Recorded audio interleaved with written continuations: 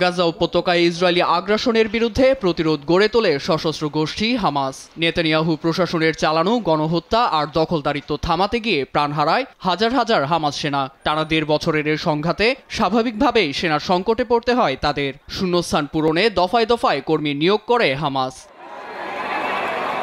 মার্কিন গোয়েন্দা সংস্থার তথ্য বলছে এ পর্যন্ত ১০ থেকে ১৫,০০০ তরুণ সেনা নিয়োগ করেছে তারা। তবে এদের বেশিরভাগই অদক্ষ, ফলে ময়দানে নয় বরং নিরাপত্তায় কাজ করছে এসব সেনা।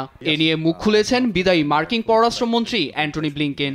বলেন, যুদ্ধে হামাস যতজন সেনা হারায় ঠিক সে পরিমাণ সেনা নিয়োগ দেয় তারা। সৈন্য নিয়োগের বিষয়টি স্বীকার করেছেন হামাস সশস্ত্র গোষ্ঠীর প্রধান আবু উবাইদা। রয়টার্সকে তিনি জানান, গেল বছরের জুলাই থেকেই নতুন নিয়োগ শুরু করেন তারা।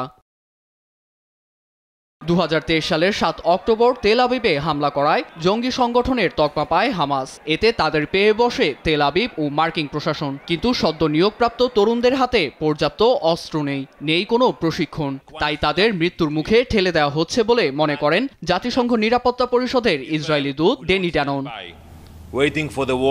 এদিকে গেল মঙ্গলবার বিদায়ী ভাষণে আইডিএফ প্রধান হারজি হালেভি বলেন, বেশ কয়েকজন সামরিক কমান্ডারদের হারিয়ে হামাস এখন বিপর্যস্ত, কিন্তু তাদের সম্পূর্ণভাবে নির্মূল না করা পর্যন্ত লড়াই চলবে। এছাড়া গাজার নিয়ন্ত্রণ হামাসের হাতে গেলে ইসরায়েলকে পূর্ণ সমর্থন দেওয়ার হুঁশিয়ারি দেন ট্রাম্প প্রশাসনের জাতীয় নিরাপত্তা উপদেষ্টা মাইক ওয়াল্টেজ।